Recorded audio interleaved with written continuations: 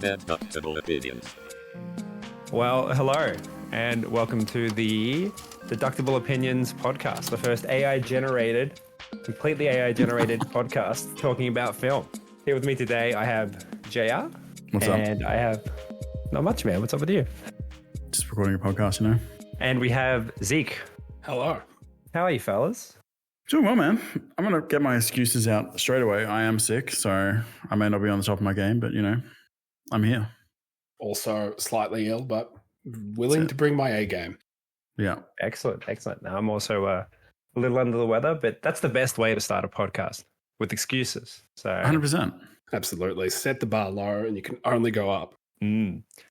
So today, as you boys know, hopefully you've seen, we're talking about Beverly Hills Cop. But before that, why don't we talk about what you guys have been doing this week? You guys been watching anything, playing anything? No. Absolutely not. Mate, I've been consuming no entertainment. I have a 2-year-old child. Yep. I've got no time for anything. He's more entertaining than HBO? Oh, dude. You know what I did start watching? Yeah. Because Britta's parents are around. Ted Lasso, bro. You're on the Lasso train. Yeah, dude. That is the most dad show I've ever seen in my entire life. It's not bad, though. Yeah. Okay. Very, Yeah, very so I lied. I have watched some shit. Seen a bit of the Ted Lasso. Starting the podcast off with lies. Good. Yeah, Great 100%. start.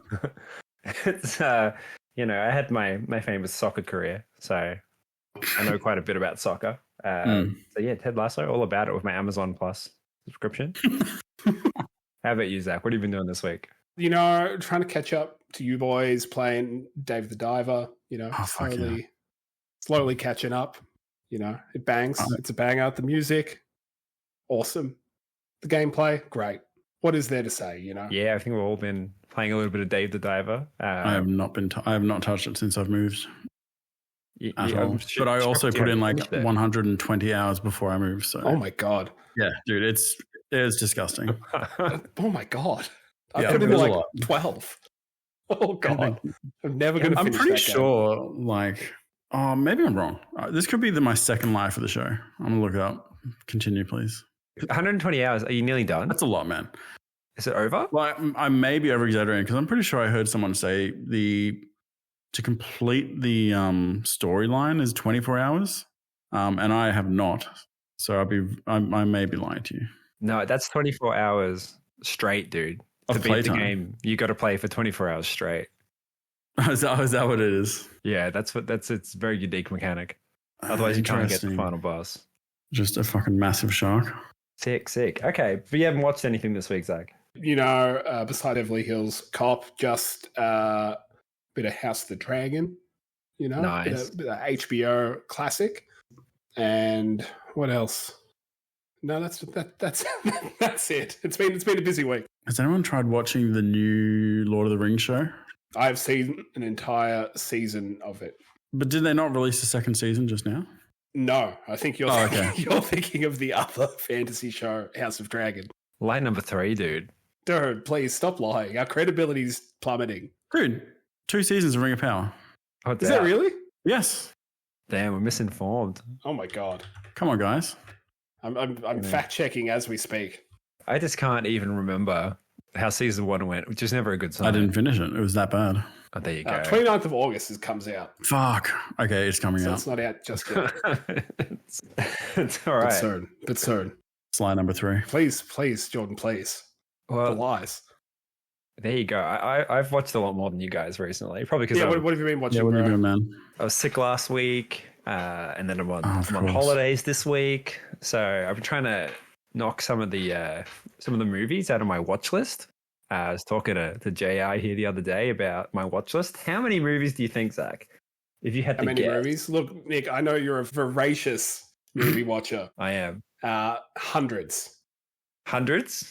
at this point. Let's do a Possibly number. thousands. Let's do a number guess. How many movies do you think I have in my watch list, waiting for me to watch on Letterboxd? Who are you asking? Because I already know the answer. Well, I'm asking Zach. 572. 572. Whoa. That is Damn, crazy. Is it the real dude. number? Dude, 543 is the real number. It's a good guess. No lies here, man. Nothing but truth. How many have I got, Zach? Jordan, I'm going to give you Yep. You also are quite a letterboxed user. I'm going to say I rate a lot on Letterboxd. That is correct. Yeah, a lot of 389. not even close. Not even. I have 25 films on my watch list. Oh, nice. Yeah, Nice. Not quite as many. Not quite as many as Ed. which was my original guess for Nick's. But anyway, no, I know. Nick is all about data. You know. I didn't pick him for a watch list guy. But I'm I a was huge wrong. boss list guy. Huge. Do I have a watch list? I don't even know how to get there. It doesn't matter. Dude, next week we could talk about The Ring of Power. No, next month we could talk about The Ring of Power. This is huge. So this week, the 2 movies I watched for my watch list that I was just trying to knock some numbers down, and I thought they were both mid, but I mean, I was also dying from like a fever. I watched The Founder. We spoke about it. Yeah, we did speak about this. I thought that was pretty average. And I watched Thank You for Smoking, which I also thought was pretty average. You know, both of which have pretty good ratings on Letterboxd. So I was going to say, I feel like they're supposed to be quite highly regarded, or at least I thought The Founder was quite well received. Maybe I was out of my mind. I like The Founder. I disagree with your take on The Founder, man, but that's why we're here, man, to discuss that shit. Yeah, the big questions. The big questions. But anyway, in that case, why don't we move on and get into Beverly Hills Cop? Righto. By the way, 25 hours on Dave the Diver. That's the real number. Okay, good. Just so we're getting that out of the way. Good to know. 134 hours is insanity, that's a lot. dude. Yeah, that's crazy. You had an extra 100 thrown in there. Yeah. Maybe you're thinking about minutes. Yeah, quite possibly. Beverly Hills Cop, starring Eddie Murphy. Beverly Hills Cop is a film about Axel Foley, a sarcastic, workaholic supercop from Detroit with a really, really weird laugh. After the murder of his hoodlum friend, he, like the mighty salmon traveling upstream, finds himself a fish out of water in Beverly Hills. Can Axel annoy enough people to get the job done and avenge his friend? Beverly Hills Cop. That's nice, man. I like that. It's a nice little summary. It's also fucking hilarious. Is the third note I have on this movie is about his laugh. Yeah, me too. His laugh. Let's address the elephant in the room. I watched 48 Hours, which was another body cop movie with Eddie Murphy, and he's got the same laugh. So, I was going to say, is it just his regular laugh? It's not a fake laugh. That's the man's laugh. That's crazy. I'd be giving Eddie some notes just quietly. That's crazy. It's insane to me that he is a comedian, so I assume he has to laugh a lot. It's not good. It's a problem. Somebody needs to give Eddie Murphy that note. Because my note is, I'm curious if he actually worked on that laugh for the movie, but as it turns out, he did not. That is him. God-given. Pure Eddie Murphy. That's crazy. God-given. What I haven't done yet, but I wanted to do was find out how many kids he had by the time this movie was out. Because as we all know, Eddie Murphy is trying to repopulate the earth by himself. He's had a lot of children. Well, maybe you can find out now while we're running. I'm going to look it up. You guys continue. So probably the first thing that hit me about Beverly Hills Cop is that, like, the music is on point. It's literally, my first note is literally in all caps, the heat is on. The heat is on. It must just be the greatest fucking intro song to any movie ever, right? It's great. It's iconic. So amazing. You get the heat is on, and then you just get this incredible, like, real truck race, like, chase scene. And they're just destroying car after car after car. And it serves no purpose to the film. It would have been such an expensive scene to film, but it doesn't move it's unrelated to the plot. Is it the biggest action scene in the movie? I feel like it has to be. Yeah. Because even compared to, like, the big shootout at the end, I feel like that's the big action piece of the movie. They destroy like 12 cars. And while you can definitely tell it's not Eddie Murphy the whole time, he's definitely hanging on himself during some of it. It is impressive. It wasn't all stunt work. I could definitely see him at points like holding onto a chain while that truck is really moving. I just miss films totaling cars. I think totaling a real car is just, We need it more. Need that more in films. Oh, absolutely, dude. Even just like I appreciate the editing, like of older movies like that, where it's not a million cuts a minute. It's actually people driving cars. It's just old school stunt work. It's a really good time. It's, they don't make them like they used to. Well, they had no option back then. They had no option. CGI was not fucking there. Funnily enough, what's the Ring of Power? The fucking something? Shang-Li? So it was the Marvel movie about Oh yeah, Shang-Chi. Oh, I thought it was talking about Lord of the Rings. Yeah. Shang-Chi. Yeah. That bus scene was mostly CGI, and I actually thought it looked pretty good. Huh. Yeah, but where they were racing the bus and they were hitting cars and shit. Yeah, that was. I believe they made the outside of that bus practical at a point, which is probably why it looks so good. Yeah, and they were right. destroying practical cars as well, which they don't do as often anymore. Does look better than Beverly Hills Cop. It does look. No, barely. No, you can't fake that kind of just actually destroying stuff. Yeah. Not really. They smash that cart with all the fruit just for a bit of extra like pizzazz as they're, smashing through stuff. It's great. So I have a question about the opening of this film. Yes. I don't know if you guys remember the first time you saw it. Did you guys see this when you were younger or just when you were adults? I could not tell you the first time I watched this movie.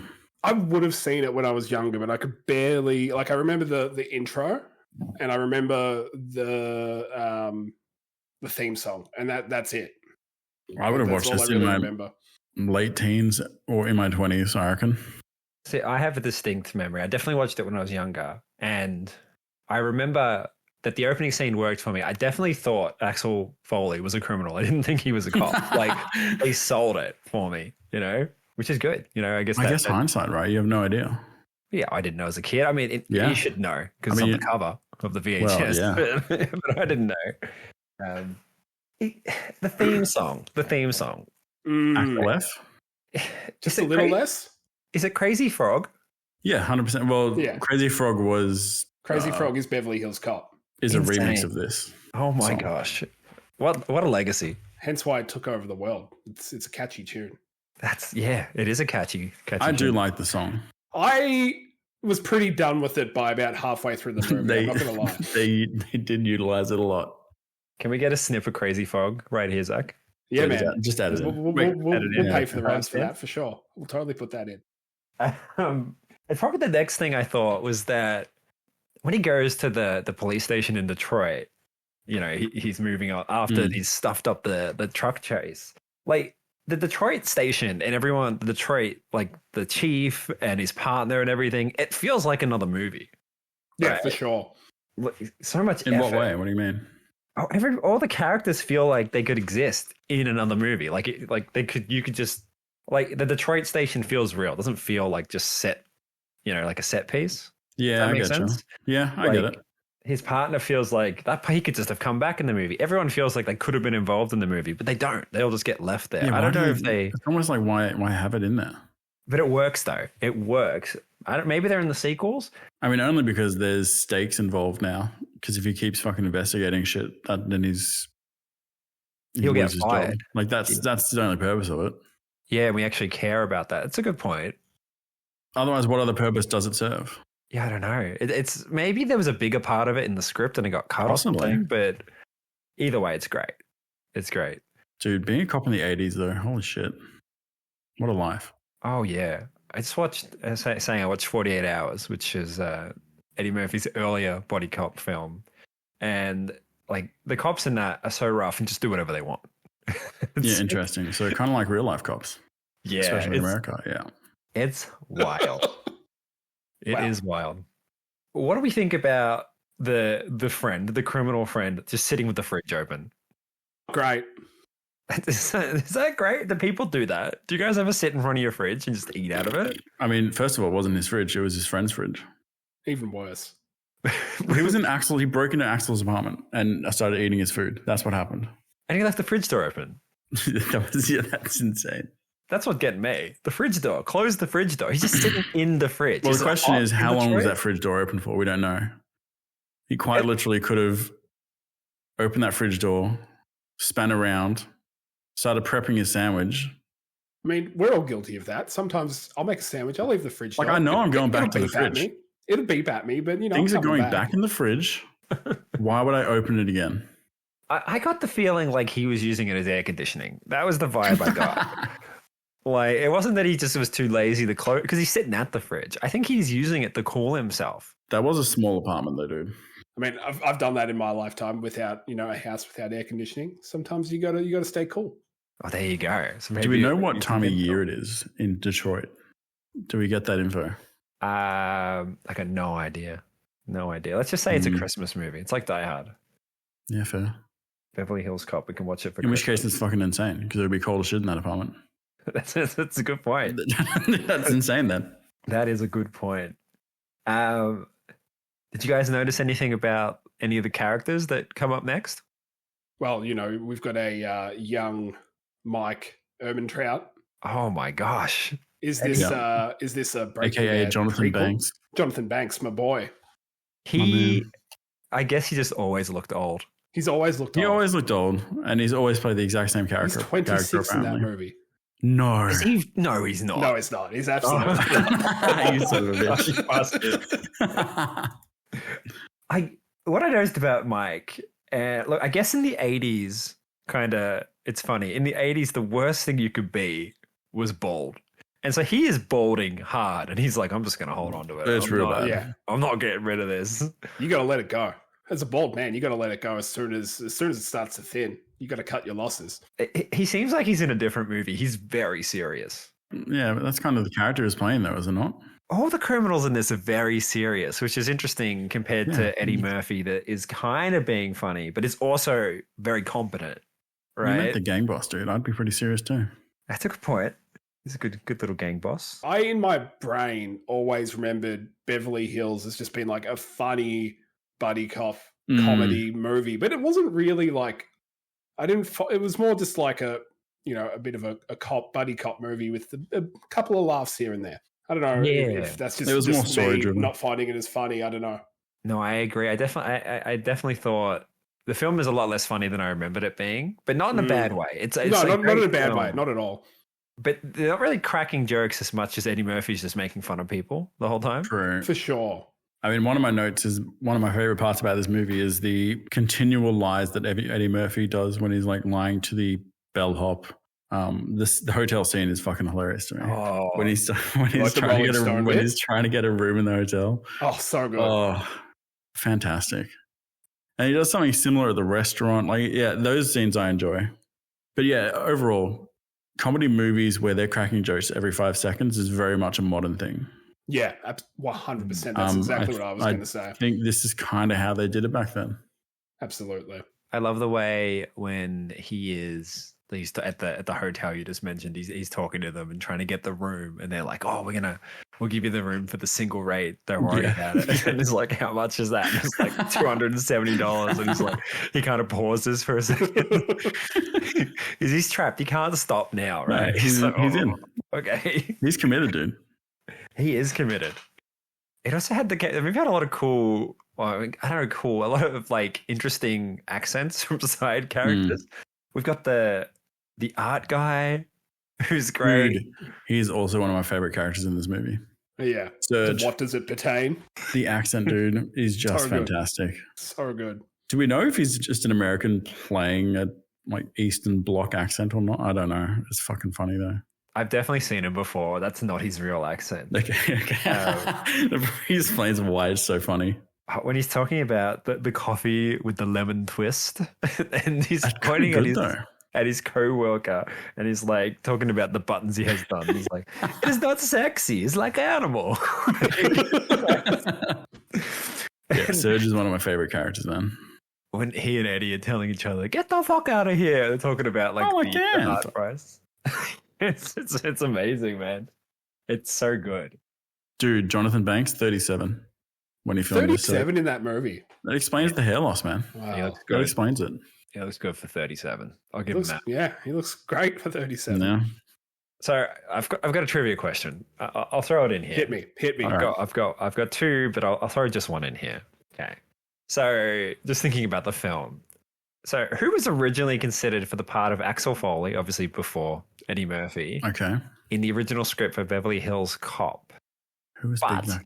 wanted to change the script to be a much more expensive action film instead, and so didn't get the role. Was it A, Wesley Snipes, Oh, we're B, getting Will multiple choice. Smith, C, Sylvester Stallone, and D, Arnold Schwarzenegger? Jordan, do you want to go first? What was A?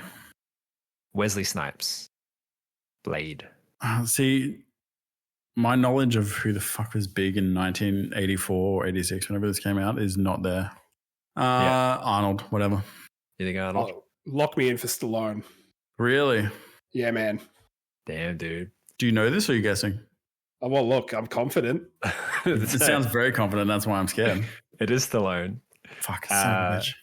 So Stallone, he got the role and he completely rewrote the script because he was a bit of a screenwriter back then. Like he wrote Rocky and everything. And so I was looking this up, and like this information, whether it's true or not, it only comes from a website called Ain't It Cool News, which is a website that still exists. And it looks like it's straight out of the 90s. And it's an answer to a Q&A question. It's not even an interview. It's like some internet, like some 90s internet Q&A thing where somebody's emailed him and he's answered it. And he said, when I read the script for Beverly Hills Cop, I thought they'd sent it to the wrong house. Somehow, me trying to terrorize Beverly Hills is not the stuff that great festivals are made from. So I rewrote the script to suit what I do best. And by the time I was done, it looked like the opening scene from Saving Private Ryan on the beaches of Normandy. Believe it or not, the finale was me in a stolen Lamborghini playing chicken with an oncoming freight train being driven by the ultra slimy bad guy. Needless to say, they drop kicked me and my script out of the office. I think they made the wrong choice, man. I think want to see that movie. Well, apparently, he basically took that same script that he wrote and he used it as the foundation for the movie Cobra that he did years later, which I've not seen it. I've not seen it either. But yeah, that's crazy. What could have been? I'm going to watch it now and pretend it's Beverly Hills Cop. I mean, I don't know if Beverly Hills Cop would have... I have some reverse trivia for you, NJ, or boys. Oh, sure.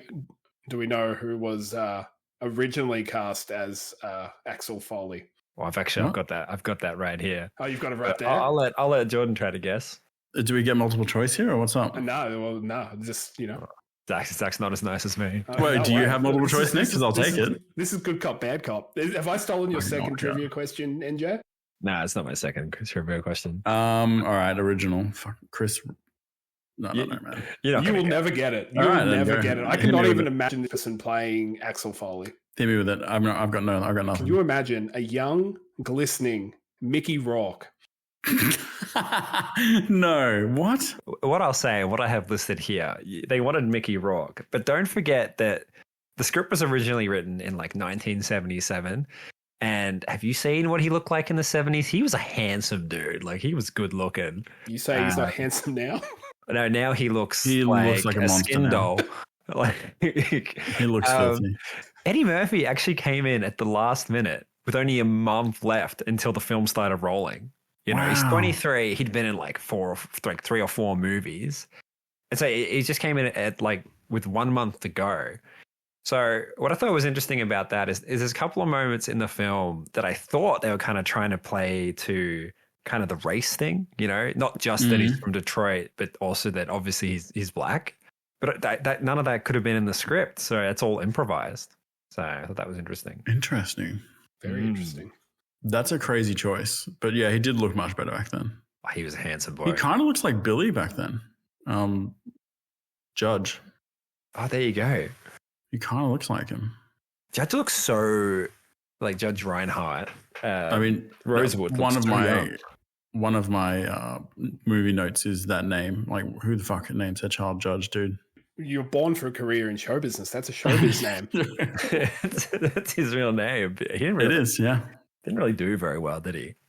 He didn't do much after this. He's in the other Beverly Hills Cop movies. I think he made it into the second and third. He's in like 2 episodes of Arrested Development. Yeah. Oh, yeah. He was also in an episode or 2 of Seinfeld. My name is Judge. He plays a judge. Is he the close talker in Seinfeld? Pardon? He is. He's the close talker, isn't he? Yeah, he is. Yeah. And he hangs out with Jerry's parents. Yeah. Damn, what a pull. Good work, man. Good Yeah, but work. he went nowhere, man. Unfortunate.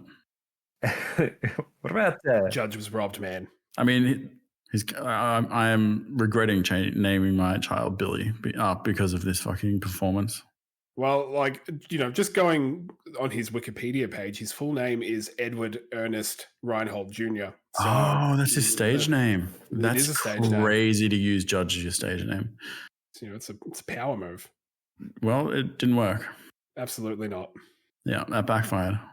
So in the next scene, Eddie kind of goes to confront Victor, to go talk to Victor, and he's got the flowers, and he walks in and he's talking to the receptionist. He's like, I got some flowers for Victor, for the bad guy. And the receptionist's like, oh, leave it here, we'll give it to her. And he's like, oh no, I have to give it to him, I have to. And then I don't know if you guys caught what he said. I have to give it to him because flower delivery is my life. And he just walks into his office. Dude. Yeah, he goes, flower delivery is my life. And he just walks up the stairs and into his office. You think he improv that one? Oh, absolutely. That's really funny. I think the improv is really what makes this film. Like, 23 years old, like Eddie Murphy was a genius. Or is a genius still, but yeah, come on now. There's like 6 security dudes in that building, and he still just gets through though. I just I don't care. One of my notes is that the henchman trope is fucking hilarious. Like the dude, he dials Victor, dials some numbers, and then just 6 men appear just out of nowhere, like they're waiting in the wings. So good, man. What was with the robe suit? A power kimono, dude. We never see it again, and it's unfortunate because that's how you establish a villain. I never noticed it to this viewing. He was asserting dominance. Well, he definitely did that. Yeah. And they just throw him through the glass window, which seems expensive for them. Like, yeah, not a good decision. Yeah, like, why throw him through the window? Henchman, man. I don't know. One of my other points is that if that had happened today, he would not have been arrested. He would have been murdered. The cops would have rolled up and just shot Eddie Murphy. Oh, you reckon? That's what would have happened, man. Yeah, Then he would have told him he was a cop. I think so. What do you guys think of the police station scene? I mean, I'm assuming they were doing some kind of juxtaposition with the Detroit versus LAPD police station, right? Yeah. Where they're just like, this is a classy establishment. These cops, are by the book. At the Detroit is forefront just of technology? 100%. That is a command center. Uh-huh. But even like we do it by the book, but Taggart still strikes him. So do they do it by the book? I was so unexpected. It works really well, but when the cop comes out and is like, "Do you want to press charges?" Yeah. And Eddie just sits there. Eddie just looking dumbfounded. It's great. I think Eddie really sells that scene, because otherwise you might be in another film with a different actor. You might be like, "What is going on? This is a bit silly." But Eddie sells it. Yeah, the scene was interesting. Like, it only serves a purpose to show that they're straight edge at LAPD. Otherwise, it's kind of like a nothing scene, right? Yeah, but I think it also works because obviously Eddie's trying to win Taggart and Rosewood over. So he doesn't like push charges on him. It helps with that a little bit. It's interesting. I really like the inspector. I thought he's good. The guy from RoboCop. Yeah. I kept expecting him to try to be crooked and try to stop Eddie. I don't know why. Me too, man. I just thought the whole thing, because I'd forgotten the plot when I'd seen it as a child. But yeah, I thought that they were going to turn out to be dirty cops for some reason, because he just has like a weird smarm to him. I don't know. I don't know if it's just because of RoboCop or maybe. Or I just expected that trope. Oh, really? You thought he would just be on I thought Eddie's he side. was going to kick him out of LA sooner. Yeah. As in, like, report him to his Detroit, boss and get him booted out of LA. That was the only thing I thought he would do. I didn't think he was going to, double cross him or anything. In hindsight, watching the movie, he's actually incredibly understanding and helpful when you consider how much of a pain in the ass Eddie is. What did you guys think about Taggart and Rosewood? I mean, look, they're like, Tweedledum and they're like two dumb cops. Like, it's entertaining. I'm here for them. I love Billy and Taggart. I think they are great. They are bumbling, but they're lovable. They win you over by the end. Yeah, that's fair. You know, you want to go have a beer at the strip club with the boys. You know. So do you think they have like a mates relationship? What kind of relationship would you say those two have? Those two as their partners? With each other, yeah. Oh, good question. I don't know. So they got, when they were auditioning for the role that the scene they auditioned with is when they're sitting in the car and Rosewood is reading the information about the red meat. Like Americans have this much red meat in their colon by the time they're whatever. And then Taggart's like, why are you telling me that? I don't want to know that. And then Rosewood like subtly goes, oh, you eat a lot of red meat. Yeah. So they're kind of meant to be kind of like a married couple with each other. Say that. Which I kind of see them as like mentor-mentee relationship. Yeah, which also works as well. How do you? I like Rosewood. He's sweet. Even when Eddie betrays him and tricks him by like sending the food over and putting the banana in the tailpipe, and later on he's like, "Oh, thanks for the food, by the way, Eddie." Which, like, for a man who like was hesitant to pay his $234 for a single room, this man is sending room service like there is no tomorrow. I mean, he never planned on paying that bill, man. Come on. Can you send room service out of the hotel? That's something you can do. Maybe in the 80s, bro. You could do anything in the 80s. I mean, if you have enough money, you can do anything, dude. What do we think about the banana scene? The getting the bananas and the tailpipe. Okay, first of all, Damon Wayans cameo, very fucking funny. Incredible. He's the dude who gave him the bananas. Absolutely incredible. Huh. From Major Payne and My Wife and Kids. Yeah, of course. Yeah. I thought that was very funny. Yeah. And it's funny because there must have been like one of his first kind of extra gigs. I don't know what he'd done before that. The look on his face after he gives him the bananas, he's like, you take those bananas. It's fantastic. He looks so proud of himself. Yeah. It's such a good like scene. It's just it's incredible. Yeah, the actual banana in the tailpipe, very funny. I have a question. If you put a banana in a tailpipe, does it stop a car starting? Is that real? No. Mythbusters tried it, dude. It's fake. Just shoots out. It's busted? Yep. There's just enough pressure from the exhaust that it just shoots out. But if you cover an exhaust completely, a car won't start? Yeah. Wow. Yep. Okay, good to know. You need more than a banana, though. You need some sort of adhesive. Well, I believe he uses 2 bananas. Yeah, that's not going to cut it, man. Dude, it's been busted, man. The myth has been busted. Yeah. Classic scene. Yeah, it is a classic scene. Continuing on with like Eddie Murphy, where he's just going around tricking people. When he goes to the drug warehouse, for the bearer bond. Oh, first of all, good, dude. Do you guys know what's a German bearer bond? Do you guys know what a bearer bond is? A bearer bond is a bond. Usually, either companies sell it, government sell it, and it's a bond. It's basically like a promise of, let's say, $10,000, and a bearer means the bearer of that bond owns the money, like it's theirs. And so it just makes it untraceable. So why do countries make that? Just for like they sell debt, dude. That's it. But why do they make? Because apparently the bearer part means that it just belongs to whoever has the piece of paper. Correct. Yeah. So is that just because countries want to sell it to criminals? I would possibly. I just assume it's like if I have a bearer bond that's only in my name, it's only useful to me. I can't fucking on-sell it or give it to someone else. You'd have to cash it in and then. Yeah, I don't know. You can't swap it over. Yeah, it's just convenience in the way I think of it. But what do we think about the warehouse scam where he convinces like the security guard and all the people to give him all the files over? Another very good scene. But how? How? No one's checking IDs. No one's asking for credentials. You're just yelling at people till you get what you want. He's so convincing. And like, I love how there's the scene he's talking to them and they kind of don't believe him, but they're beginning to believe him. And then he says that line where he goes, he offered to give me a lighter. He gave me a match. And then the guy looks at him and was like, you gave him a match? Incredible. I mean, it's funny, right? Because anyone press him on any of this and it would collapse instantly. It only works because he's so, menacing and I don't know. It just works, man. Well, the one guy presses him and he accuses him of having a Lambo. And he folds like, I don't know whose Lambo that is, sir. It's awesome.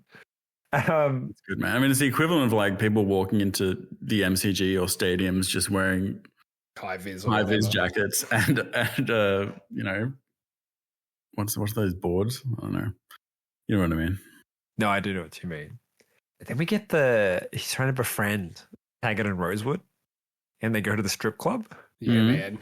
And Eddie's having a blast. He's just having so much fun in this strip, kind of shaking around. Like, is that what strip clubs are like?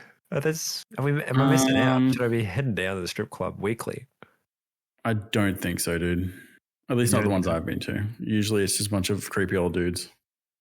Not saying a word to each other, not smiling, not dancing, you know. Hey, man, Billy's having a good time as well. Billy's loving it, man. He's loving it. Billy's loving it. Eddie's telling Billy it's okay if his dick's hard. Dude, that was so good. Hilarious. So funny. That was so good. You can tell it's improv because I think the judge, like Rosewood, didn't know what to say back. That's why he doesn't say anything. You know? You think it was improv? I reckon. I don't think that's in the fair. script. And I reckon Eddie's adding that himself. But the strip club, the strip club's an important scene because, like, you see him be silly, and you got the improv. I like the improv where they order club sodas, and when she brings the drinks back, that's right. Like, get the drinks right, because if I touch club soda, I'm going to vomit or something like that. But it's probably the first time we see, or at least the first time the other cops see. But I think even we see Eddie being more serious, like he goes in the cop mode. Yeah, right. And that's what this the first movie. time he's done it in front of the other cops. He's been doing it throughout. Because arguably he's just been a public menace up until this point. Yeah. Yeah. So exactly. He's just been menacing people. He hasn't really been doing actual police work. But then when he turns on, when he notices them come in and he talks about he gives them the plan. He's super calm. And it's one of the things that this film has that I can't think of other films that have, where, I mean, it's a comedy, it's an action film, but, and he's going around and he's being a menace, he's making fun of people, but he's also competent, and you see that competency. Normally in an action film, you've got, like, I don't know, Arnold or someone, and there's the murder machine, right? That's beating people up, but you wouldn't say they're competent at their job, really, Like Arnie would have seen those guys come in, and he would have thrown a knife at one and thrown the other one through the hole or something. But yeah, just the way that that he works, and the way that he gets them to believe him as well. I think it's a really good scene, and I think, in my opinion, the film hinges on that scene. Doesn't work as well without it. I mean, I'm assuming they just don't trust him unless that scene happens. So I guess from that point, yeah. I mean, it's also they're just the boys after that moment, The two hoodlum men are the most just insane looking people to be like robbers. I don't know. It's just like, I know they're meant to look like robbers or whatever, but man, they look dodgy as hell, and it's great. I mean, are they not at a strip club in the middle of the day also? I thought it was night. Or is this after hours? I don't know. I'm pretty sure they're on duty. I mean, they can be on duty at night, but I kind of thought it was in the middle of the day. I can't remember. It might be. I can't remember. Well, because they go to the police station directly afterwards. So it might be in the middle of the day. Yeah, I mean, incredibly convenient that two people decide to rob the strip club just there and then. Maybe he's not that good. Maybe that's just super obvious that he came in. But I think, and I was saying this is the most important film in the scene, most important scene in the film. Let's get more strip clubs in films. Yeah, I'm on board with this, man. Let's get those. What other films are prominently featuring strip clubs? Let's check this out. Strip clubs. Yeah. I can't think of many. I can't think of any. Such an underutilized location. Yeah, there's not many, man. There's not many, dude. What did you guys think of the supercop speech? The what now? So when he goes after the, they take out the criminal, yes, and he goes that's back right. and he's talking to the inspector. So he gives this supercop speech, and Yeah, it's very funny. apparently they didn't know what to do. Like they didn't have much written there. And Eddie doesn't drink coffee apparently, but he slammed some coffee and then was just bouncing off the walls and came up with that whole speech talking about how they're No making up the way. whole story, talking about how they must be some sort of super cops. Even at the end where then the inspector asks Taggart and Taggart like admits that's not the case. And then he's like, I just want you guys to know that lie was working. That would have worked. That The would've super cop thing was Absolutely. great. So funny. I mean, he sold me. I was sold, man. He was very convincing. The pep speech was very effective. I didn't realize he improv that. I mean, what I'm learning here is that Eddie Murphy is the king of improv in 1984. Yeah. Is at the top of his game, man. Yeah, that's crazy. It's crazy. Why was he so good at improv? Why isn't he drinking more coffee? I don't know. You know, maybe Dr. Dolittle would have been a good movie otherwise. Wow. Speaking of Dr. Dolittle, Oh shit, here we go. we got a trivia question. We got a second. Oh my trivia god, question. lay it on me. Jumping it in. So this is just a general trivia question. Yeah, this is not a big one. But what do you think Eddie Murphy's highest grossing film is? Flubber. We'll adjust for inflation. I mean, Flubber's great. Flubber's Is this- fantastic. so- That is Sir Robin Williams, though. Yeah, it's Robin Williams. Oh, is it? That Oh, is what am I not- thinking of? It's not Eddie Murphy. What are you thinking? I'm thinking of the Nutty Professor. I think. Okay, yeah, that's Very, fair. very similar films. Nick and I both did great. discuss it the other day. Both mad scientists. Yeah, I get it. Oh god. So, is it A, Shrek? And if so, which Shrek? There's 4 Shrek films. Ooh. Is it B, Beverly Hills Cop? That's this movie. Is it C, Coming to America, starring Ooh. Eddie Murphy? Or is Good it movie. D, Dr. Oh my God. Dolittle? But I'll tell you right now, it is definitely not Flubber or the Nutty Professor. I'm gonna have to go. I mean, have you adjusted for inflation? Adjusted for inflation. You can do 2 I'm gonna- guesses if you want. Do one adjusted for inflation and one not adjusted for inflation. I'm gonna have to go for Shrek, dude. Which Shrek? The first one. The first Shrek? But 1 or 2, yeah. I can't. I'll lock in 1 though. Lock in one. What do you think? You know Zach? what? Lock me in for Beverly Hills Cop. You know, That's it's insane, such dude. an iconic movie that it's got adjustment when you're adjusted for inflation. Beverly Hills Cop. I mean, it was in the 80s. You're right. Fuck. Mm. It's a good guess. It's a good guess. But Give me the answer, man. Eddie Murphy's highest grossing films, both adjusted for inflation and not adjusted for inflation. So the same answer for both Yep. is Shrek 2. Oh my god. Fuck. Shrek I mean, I'm taking that as a win was for me. a killer. Yeah, dude, you were close. I said 1 or 2. I locked in 1, but I'm taking it. Yeah. We're 1 for And- 1, Zach. 1 for 1. Who's keeping score? Not me. Eddie Murphy, just a moneymaker machine. I mean, Shrek is goated, dude. It is one of the greatest animated films of all time. So I'm he's not made surprised at all.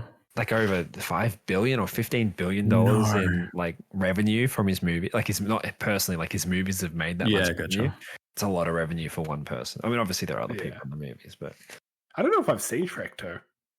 I haven't. I have. It's been a very long time. I've not seen Shrek 2. Has he? Because obviously there's a new Beverly Hills Cop coming out or is out at this point. Has he been on somewhat of a hiatus since then from movies? Oh, he was on hiatus for ages. For ages, dude. right? Yeah, he wanted to focus on his kids, man. He has 10 of them. Oh, that's wow. Is He it has 10? 10 kids, man. He has to take care of, bro. You check the number? It's 10? Yeah, it's 10. I looked it up. Oh my Damn. gosh. 10 children. I remember he Damn, came Eddie. back for Dolomite is My Name. Did any of you boys see that? Didn't watch it, no. No, I haven't seen that. I watched it. I only thought it was okay. It was very funny though. But when I watched it, I remember thinking, "Oh damn, Eddie Murphy is really funny. Like he's very talented." I forgot how good Eddie Murphy was. Because I think he just had a spate of just really mediocre comedies where Yeah, in the he 90s, dude. just, 90s and early 2000s. like, you knew that Eddie Murphy was going to play every character in the movie. Mhm. And yeah, that would just be fine. I think the Nutty Professor was the downfall, dude. That was fucking garbage. So he stopped acting in 2011. I disagree, And he dude. I stopped love acting for 6 years. the Nutty Professor. When I was a kid, I used to watch the Nutty Professor so much. Yeah, watch it again now. Buddy Love. I recently rewatched Dr. Dolittle, me and Britta. It's not bad, But, I understand why kids enjoy it, but they're not great movies, dude. We talking They're just not. Eddie Murphy or the Robert Downey Jr. one? I did not watch the Robert Downey Jr. one. Oh, okay. That's a shame, man. It's a shame. I'm sure that's a classic. Yeah, I can't remember how he got here, but he took 6 years off to raise his children. Champion. What about, so one of the things I noticed in the country club scene, so, he goes to the country club after, Taggart and Rosewood get kicked off the case, right? Because they lost him. And they get the other cops to follow Eddie Murphy, and he goes to Victor's house outside the compound, and they come and speak to him, and he offers them a sandwich and a Coke. And then he loses them at the red lights. He waits for the light just to turn red, then he speeds through it. Yeah. And the cops just try to go through it anyway and hit another car. Anyway, so then he goes to the country club and he goes up and he does another one of his scams. And I think this scam, he's pretending that he and Victor are lovers and that he has some sort of made up. He has herpes simplex 10, dude. Is that what it was? Herpes simplex. That's what it was, man. But what I noticed when I watched this scene, I don't know if you guys noticed it as well, is he goes in there and Mike approaches him and then he gets thrown through the table. I did notice that, yeah. Did you guys see the stunt double? No. Oh my God. So Eddie Murphy gets replaced in a scene and it's fully visible, but it's only for a second with this stunt double. And the stunt double is like a 40-year-old, like really, really big African-American dude with a mustache. It just looks nothing like him. It's incredible. That's an insane scene to put a body double in. And it just full view. You just if you're looking at Eddie during the scene, you will see him just the full body double. Hey, man, I was immersed and I didn't notice. I did not notice at all. Why? Because I think he really threw him. He got thrown over. They needed someone who could do a judo throw. Somebody. Well, I guess he couldn't. I guess he couldn't, man. They probably tried it out and they're like, Eddie, get the fuck out of here. Yeah. Fair enough. I missed that completely. So then, look, after that, we kind of get to the conclusion of the film. So Eddie's getting thrown out of town by the chief, the evil chief, and they go and do the shootout. Did you guys have any moments or anything that stood out during the movie that we may have missed or during this last scene? What is with Eddie? I feel like he's got like a power pose. Whenever he's shooting, he's getting down. He's crouching low. He's shooting from the ground up. I don't know if you guys noticed that. He's a professional. I didn't notice that. Like, what does he do? He's just like squatting low. He takes a knee, dude. He takes a lot of his shots, man. He wants that aim, dude. He needs to steady himself. I thought it was interesting that during the end scene where the three of them are assaulting the house, and the house has got some sort of high tech alarm system that has like LEDs and two people like watching the house 24/7. Like, what? This guy has just a full on security team at home. Yeah. But even during this pretty serious scene where the three of them is assaulting a heavily fortified, like they've tried to murder him. They're assaulting a heavily fortified they have machine house. Guns, dude. They have machine guns. The girl is kidnapped. The friend, not the love interest, the friend is kidnapped. And even during that, Eddie's still like mucking around and joking, and he makes Taggart and Rosewood try to climb up a wall. Like, no regard for fellow cop lives, It's a serious moment, Eddie. Like, please. And then so they go in and they murder everybody, and then the police force, like the inspector, sees that no one's there, figures it out, and sends backup, right? And then they cook up this story about like Eddie being an undercover cop and all this stuff. And it's kind of scary. Like when you think about it, it's just police have decided to police corruption, dude. Assault this person's home, kill everybody. Yeah. And then make up a report later. Yeah. And the scariest thing is this actually happens in real life. This is realistic? Dude, cops make up shit all the fucking time, dude. Yeah. All the time, man. But are they assaulting houses of rich business owners? Good question. They love the rich, Yeah, Elon's pretty safe, isn't he? Exactly. I was going to say, I did love at the end when, what's his name? What's the villain's name? Victor Maitland. The amount of squibs that go off when nuts, dude. Eddie and the police chief just lay into him is glorious. Like, it's I impressive. love squibs in the 80s. It's just so satisfying. Incredible. They really put him down, What would you guys say is the message of the film? A good film has a message. What is the message of Beverly Hills Cop? Yeah, you sprung that on me, man. I got nothing. I got an idea. Is the message of Beverly Hills Cop that it's okay to be a bad cop? Because then he teaches Maybe Rosewood to, drink on the job. It's fine. Drink on shift. It doesn't matter. You know, is that what the film wants us man, to? it's got to be like the film ends with systemic police corruption and it glorifies it. So maybe, yeah, you know, the message has to be to not fucking give up, no matter how many people are saying you'll either get fired or you'll be arrested for doing this shit. I mean, it's just it's about not giving up, man. I personally think the message of the movie, if you have to ask me deep down, is that the heat is on. Dude. Heat is on. I don't know. Look, the story of this movie, I don't think is amazing. It's a fucking dude who's trying to investigate the murder of his mate. But it works so well because Eddie Murphy is so fucking funny in it. Yeah, he That's the only way. Sells it. Like the story is kind of boring. Like, it's been done many times before and after. He's just so goddamn funny. Do you think it would have been as good with someone else? Stallone, anybody? Mickey Rourke? Because the supporting cast is quite good. You have that foundation. You've got that, we spoke about the Detroit station, even the Beverly Hills station, the Taggart, Rosewood. You've got the foundation there. Does it work without Eddie? Can someone else pull it off? Trying to think, man.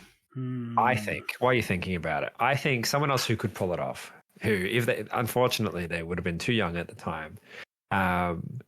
But the actor who plays Frodo in Lord of the Rings, I think Elijah Wood. Elijah Wood. He could have played. man. He could have been a Beverly Hills Cop, man. David Spade would have been better than him. David Spade. That's crazy to say that. What about what's the guy from X-Files? X-Files. David Duchovny. Now that really, he could have done it. He'd have done it, man. Does this only work with a black cop though? Does this same movie work with a white cop? Who gives it? Like, that's crazy. What about if I'm thinking 70s, 80s actors, maybe Bill Murray? Oh yes, Bill Murray could have done it. Yes, maybe. Dude. I don't think he would have solved the case though. Probably not. But he would have had a good time. He would have had a great time. But yeah, it's a few takeaways from the movie. I didn't know that they use coffee grounds to cover up drugs. Is that true? That does not work. It doesn't work? No. Maybe in the 80s, I don't know. I mean, they got the same dogs now, man. It does not work. The dog said they just made that shit up. Supercops fuck up a perfectly good lie at the end of the film. The inspector, he lies. It's a great lie. Yeah. They learn to lie. They become bad cops. The message of the film. It's okay to be a bad cop, you know? Almost encouraged. Okay, guys. So before we do our ratings, do you think Martin Scorsese would consider this film cinema? Okay. He didn't think... What's his criteria again? Well, he doesn't think Marvel films are cinema. He thinks they're more like roller coasters. Is it just Marvel cinema or does he have any other criteria? Well, he only spoke out on Marvel. Do you think, man? I think as like a defining buddy cop kind of movie, I think Martin Scorsese absolutely would consider this cinema. I think Martin Scorsese loves a buddy cop movie. Okay. I don't think so, man. This is an hour and 45 minutes. There's no fucking way. It's not long enough. There's no way it's long enough for him. I agree with Jordan. There's no way this is cinema. There's no digital de-aging. There's there's nobody Irish in it at all. Well, I mean, hang on, but there might be. There might be. Taggart, Taggart, you got to add some gangsters. He's got red hair, maybe. I don't know. Speaking of Taggart, how old do you think he is? Oh fuck, 27. No, he's in his 40s in this movie. Yeah, for sure. No, for sure. I think he's in his 40s. He has to be, dude. I think he's 36. In this movie? I believe so. Wow. I mean, Jonathan Banks is 37, so, Let's maybe. look it up. I have to know. Damn. I have to know. Okay, so it's not cinema. What is your score, Zach? What would you score this out of 5? Letterbox rules. Fucking let's go 3 stars. 3 stars out of 5. Interesting. 3 stars out of 5. Interesting. Just above average. Just above 3 out of 5, yeah, that is. One of Eddie Murphy's best films. One of. It's probably his second best film. I'm good. Stay strong. Three stars. 3 stars. Jordan, what do you think? So I had previously rated this on Letterboxd. Yep. 4 out of 5. 4 Since out of then, 5. I have changed my rating criteria, as you know, and we've discussed many times. An illegal rating change? No. It's not illegal. It's only illegal if I don't watch the movie and then try and change it. You rewatched it? I had to. It was part of the... You did it legally? I legally changed it. So I've gone down to a 3.5. Oh, you've gone down to a 3.5. Gone down to 3.5. Okay. As you know, I cannot rate anything 5 out of 5. 4.5 is my highest. Yep. And this is not a 4. This is not a 4 in that world. So he was 36 years old during the movie. Really? Oh my God. 30. He does not look good. He is young. He does not look great, man. A 3.5, you know, I don't hate it. I think it's a 3.5. I think it's good. Dude, we're so connected right now. I feel like it hits above its belt. Like it's better than it has any right to be. Yeah, I agree with that. Like the awesome like scene at the start of the movie. We never get something that good again, but the truck I love the truck just destroying cars. I love that as just a opening scene as well. It doesn't relate to the film. It's just welcome to the film. You know, we're gonna have a good time here. Who did a truck chase scene better, this movie or Terminator 2? This movie. Really? I think Terminator 2 did it better, dude. They fucking drove a truck off a bridge. They did drive a truck off a bridge, but, you know, they didn't destroy as many cars. Yeah, they did lose on that metric. I think. Fair. Terminator 2 also doesn't have like a full, just regular pop song playing over it the entire time as well. Yeah. That just adds to the action, I feel. I still think Terminator 2's truck scene beats it. I love the extras. It's funny how a lot of the comedy comes. So it's a lot of accent humor, a lot of accents in this film, but not the bad guys, because the bad guys are not involved in the humor at all. They're played very seriously. Yeah. Although I did have a note here saying one of my questions was, did Anthony Hopkins use Victor Maitland's voice as inspiration for his character in Hannibal? They sound fucking very similar. Oh wow, that's a good question. I'll have to ask Sir Anthony next time I see him. Yeah. When you hang out with him next. 3.5, like huge 3.5. Not quite a 4 because I think as John was saying, the script it's not. The story's boring. Matter, but the story the story's boring. It's not a huge story. It's a very generic revenge plot. His friend gets taken, his female friend gets taken, but it's not a love interest. It's just a friend. It's like, and we barely see her. So we're not too worried when she gets taken, to be honest with you. I don't think anyone's like, oh no, I don't want that character to die. Eddie makes it though. And it just goes to show that the Eddie Murphy dominance, you know, that we'd later get in such classics like Norbit and The Haunted Mansion. Just really, really good films. Don't forget Coming to America as well. Another Eddie Murphy classic. Yeah, of course. Coming to America. No, Coming Letter Number 2 America, not Coming to America. Because Coming to America is one of his greatest films. Oh, it's great. It's that nice. and Trading Places is also a fantastic fucking movie. All right, so next week we'll continue the Beverly Hills Cop run with the new Netflix original Beverly Hills Cop Axel F. Not Axel Foley, Axel F. They cut that off. I don't know why. Maybe it was too long. A movie that I'm sure will be just as great as the original. Straight to Netflix, it cannot go wrong. Netflix it's an F from me already. I'm feeling it. Come on, don't be like that. I'm telling you right now, I'm feeling it's going to get 4 stars. It's going higher than this one because 4.5 even. You know, dude, the budget was high on this, man. 150 mil they spent on this fucking movie. On the new one? Yeah. Yeah, because Eddie Murphy's got the experience now, so the movie's going to be twice as good, just like the new Bad Boy movies. You know? Classics. Yeah. Classics. All right, guys. Well, until next time, I've been Nick. I'm JR. And Zeke. Nice. Keep watching the skies. That's how we're signing off, is it? Keep watching the skies. That's what we're doing. That's We'll what workshop it. All right. We'll workshop it. We might have to work on that one. You don't like that? It's all right, man. It's very like like that. Toy Story Woody-esque, you know. Reach for the skies.